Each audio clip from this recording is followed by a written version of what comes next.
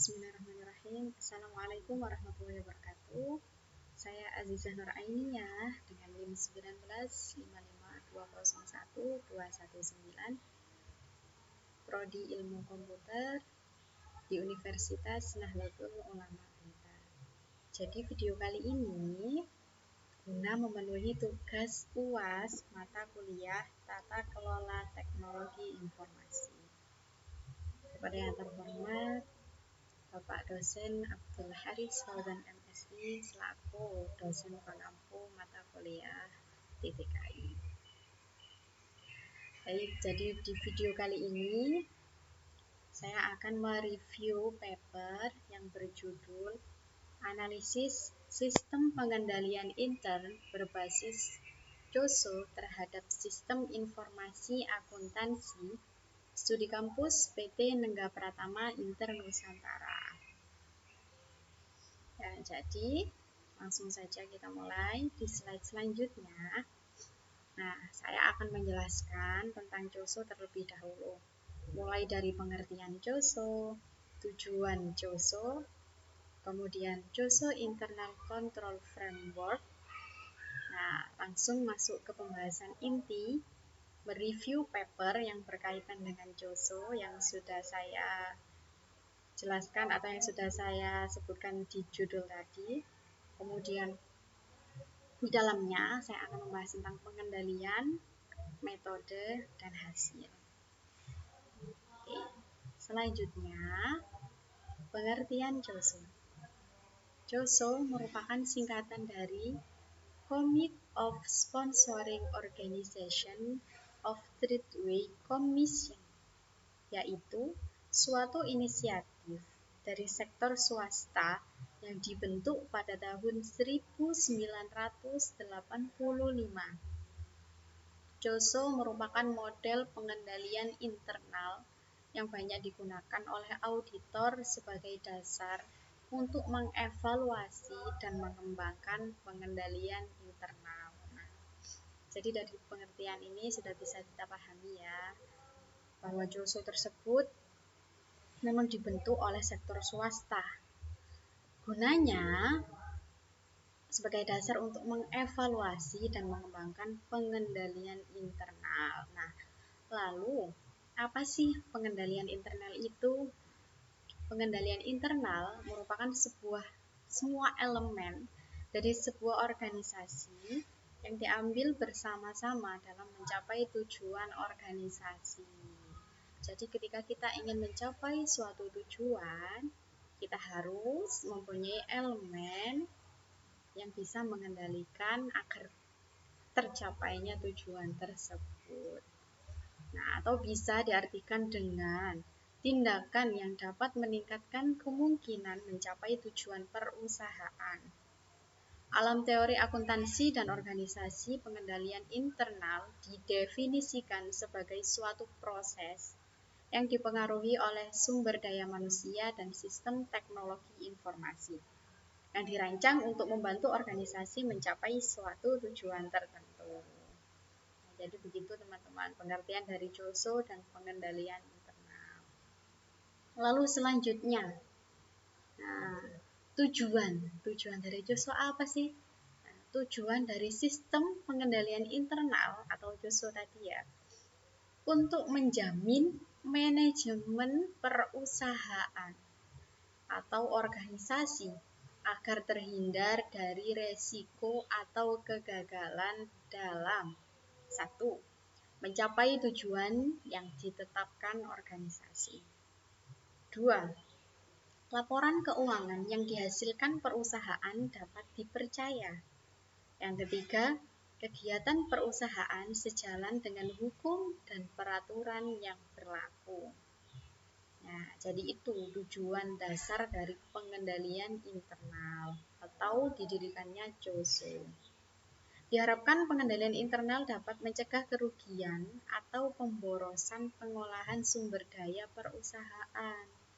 Nah, jadi adanya pengendalian internal ini itu untuk mencegah kerugian atau pemborosan untuk pengelolaan sumber daya alam.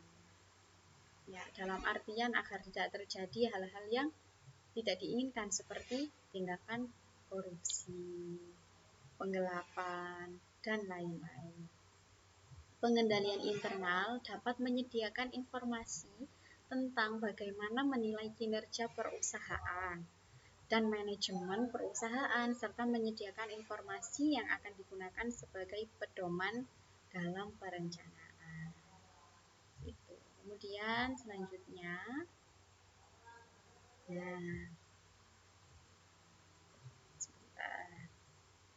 kita masuk dalam COSO Internal Control Framework. Seperti yang sudah saya jelaskan tadi dari pengertian, COSO atau Committee of Sponsoring Organization adalah asosiasi profesi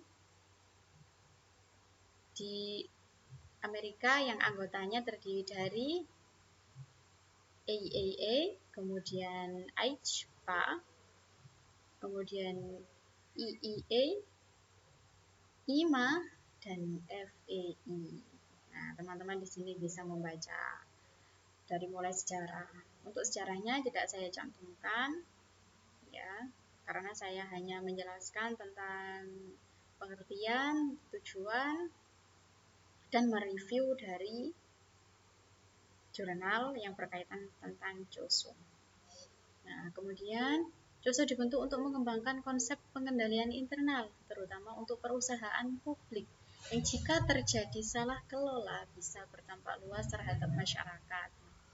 Agar tidak menimbulkan kerugian yang besar bagi perusahaan maupun bagi masyarakat, maka dibentuklah COSO. Oke, lalu komponen pengendalian internal. Komponennya terdiri dari control environment. Nah, di sini control environment menjadi payung. Kenapa? Nah, karena payung ini atau control environment menaungi dari risk assessment, control activities, information and communication, dan monitoring. Nah, jadi seperti itu teman-teman. Jadi yang terpenting dalam komponen pengendalian internal yaitu control environment, yang mengontrol gitu. Jadi yang mengontrol dari ini semuanya. Kemudian selanjutnya, nah bisa kita lihat pengertian dari control environment, ya, yang mengendalikan dari 4 di bawah payung tadi. Lingkungan pengendalian atau control environment terdiri atas tindakan, kebijakan, dan prosedur yang mencerminkan sikap manajemen puncak, para direktur, dan pemilik entitas secara keseluruhan mengenai pengendalian internal, serta arti pentingnya bagi entitas. Kemudian yang kedua yang dinaungi oleh control environment yaitu risk assessment. Nah, apa sih risk assessment itu? Penilaian resiko atas pelaporan keuangan adalah identifikasi dan analisis risiko yang relevan dengan penyusunan laporan keuangan yang sesuai dengan SAK. Gitu.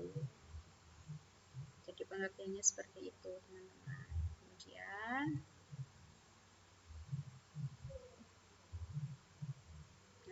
Kemudian yang nomor 3 ada control activities, yaitu aktivitas pengendalian, kebijakan, dan prosedur selain tercakup dalam 4 komponen pengendalian lain yang membantu memastikan bahwa tindakan yang diperlukan telah diambil untuk menangani resiko guna mencapai tujuan entitas.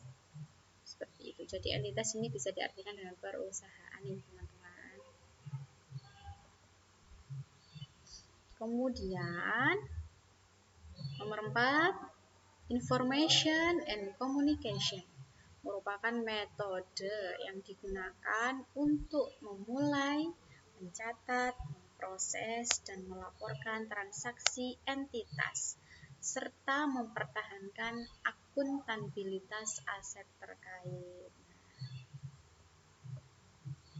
Dan yang terakhir, monitoring activities, berhubungan dengan penilaian mutu pengendalian internal secara berkelanjutan atau periodik oleh manajemen untuk menentukan bahwa pengendalian itu telah beroperasi seperti yang diharapkan dan telah dimodifikasi sesuai dengan perubahan kondisi. Nah, monitor.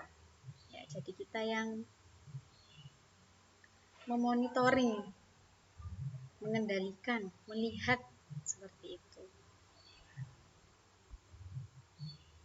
Oke. Di slide yang ke-10, nah kita mulai mereview jurnal yang telah saya cari ya teman-teman. Jadi awalnya ini sebentar. Nah, jurnal papernya seperti ini.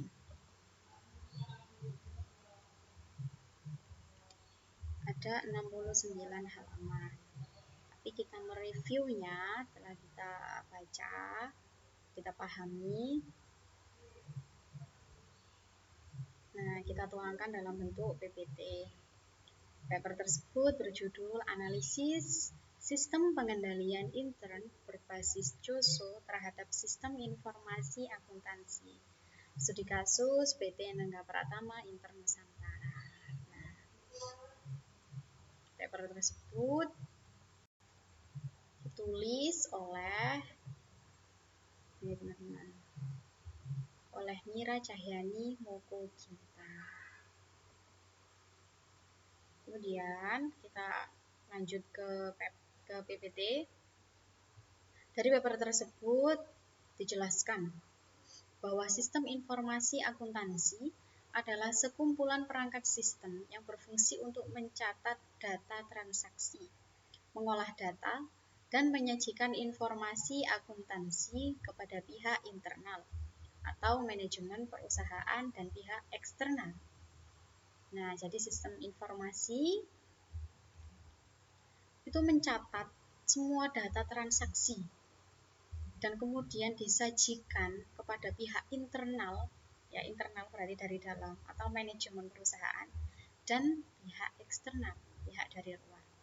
Karena sistem informasi akuntansi sangat penting bagi perusahaan, maka harus dilakukan pengendalian internal yang baik untuk menjaga kekayaan perusahaan dari hal-hal buruk yang mungkin terjadi.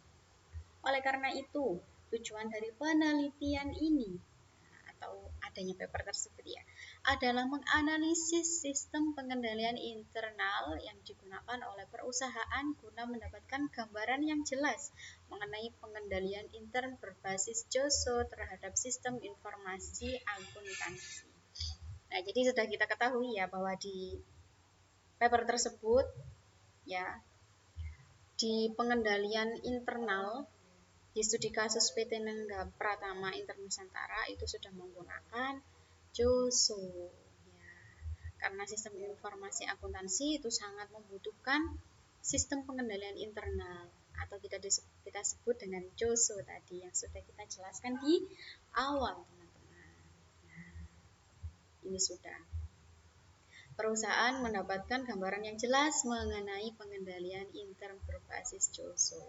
Jadi di perusahaan PT Nengga Pratama Intern Nusantara itu sudah menerapkan pengendalian internal berbasis JOSO terhadap sistem informasi akuntansi. Nah, baik, kita ke slide selanjutnya.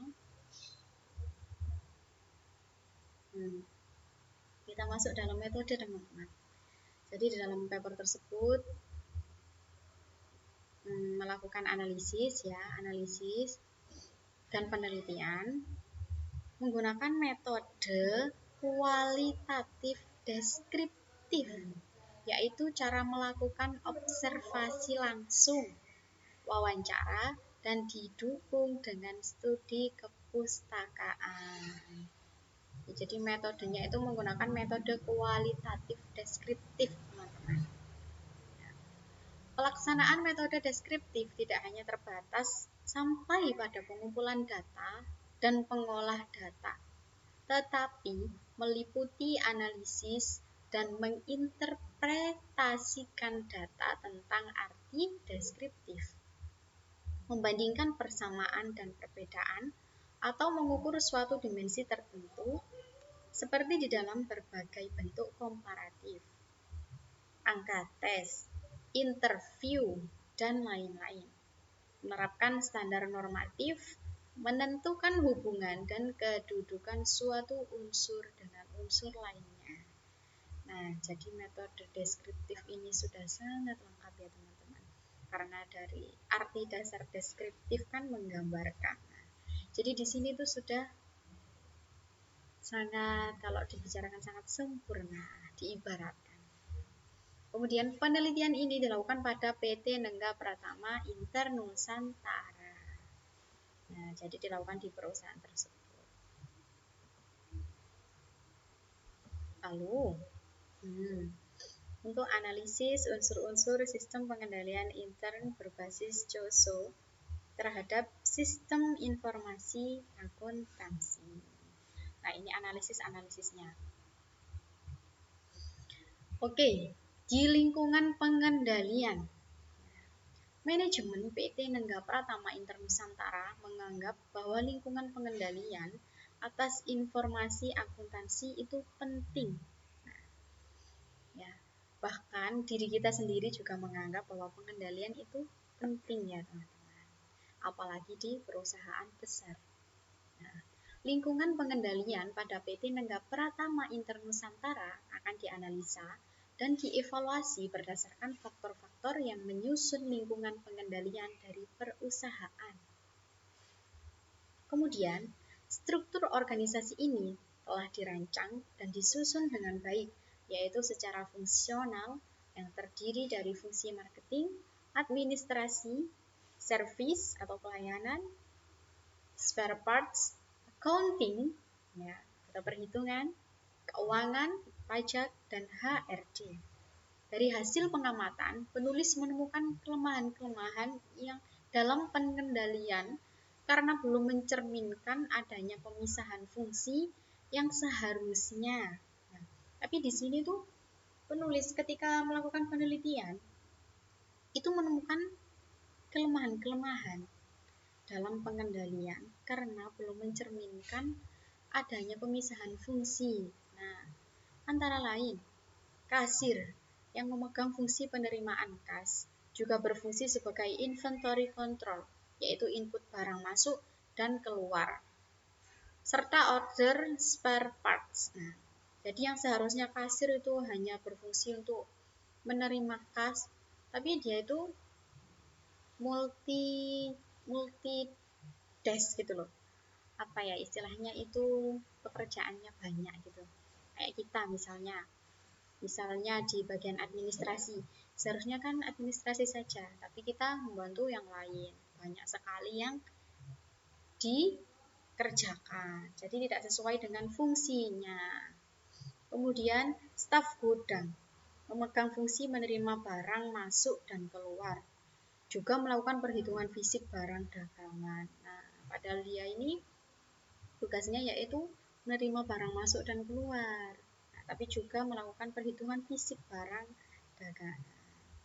Jadi konsentrasinya itu terpecah gitu teman-teman. Makanya disebut dengan kelemahan-kelemahan pengendalian gitu. Lalu penetapan wewenang dan tanggung jawab. Sebentar. Penetapan wewenang dan tanggung jawab dalam pengendalian sistem informasi akuntansi sudah cukup baik dilakukan oleh manajemen PT Nengga Pratama Internusantara. Ini menurut dari penelitian penulis ya. Kondisi ini dapat dilihat dengan adanya pemisahan fungsi dan pendelegasian wewenang kepada setiap anggota perusahaan sesuai dengan kemampuan dan keterampilan yang dimilikinya. Tuh, tapi di samping ada kelemahan, pasti juga ada kelebihan gitu ya. Kemudian fungsi audit. Umumnya, auditor internal di dalam suatu perusahaan mempunyai fungsi untuk memantau efektivitas kebijakan serta prosedur akuntansi yang berkaitan dengan pengendalian sistem informasi akuntansi. Secara teori, keberadaan auditor internal harus independen dalam segala hal dan tanggung jawab langsung kepada pimpinan perusahaan. Dalam hal ini, PT Nengga Pratama Internusantara memiliki auditor internal yang bertanggung jawab dalam mengawasi setiap transaksi yang terjadi di perusahaan, serta mengawasi dan memeriksa prosedur akuntansi yang dijalankan. Nah, jadi tadi kan ada kelemahan yang satu orang multitask ya, atau banyak sekali pekerjaannya. Kemudian yang di sini auditornya itu sudah ada kelebihan. Jadi sudah fokus teman-teman di sini untuk auditornya. Oke. Nah, kemudian kesimpulannya ya.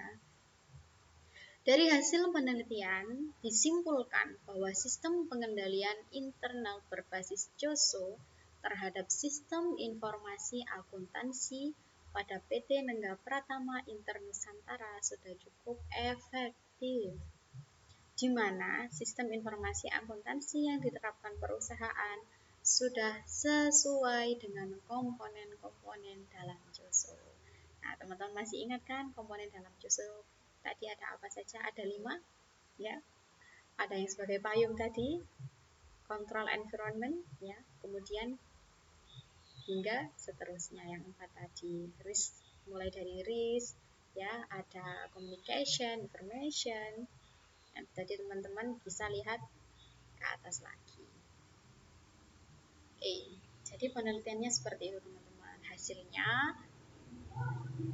di PT Nengga Pratama sudah cukup efektif dalam penerapan komponen-komponen JOSO. Kemudian dari penulis menyarankan pengendalian internal yang telah diterapkan harus dipertahankan dan lebih ditingkatkan lagi untuk mencegah terjadinya hal-hal yang tidak diinginkan yang merugikan perusahaan. Itu jelas ya bagi semuanya. Jangankan perusahaan, kita sendiri juga tidak mau rugi seperti itu. Baik teman-teman, jadi ini sedikit informasi atau berbagi ilmu dari saya. Semoga bermanfaat. Selalu semangat belajar dimanapun dan kapanpun. Undur makola wala tundur makola. Sekian dari saya. Assalamualaikum warahmatullahi wabarakatuh.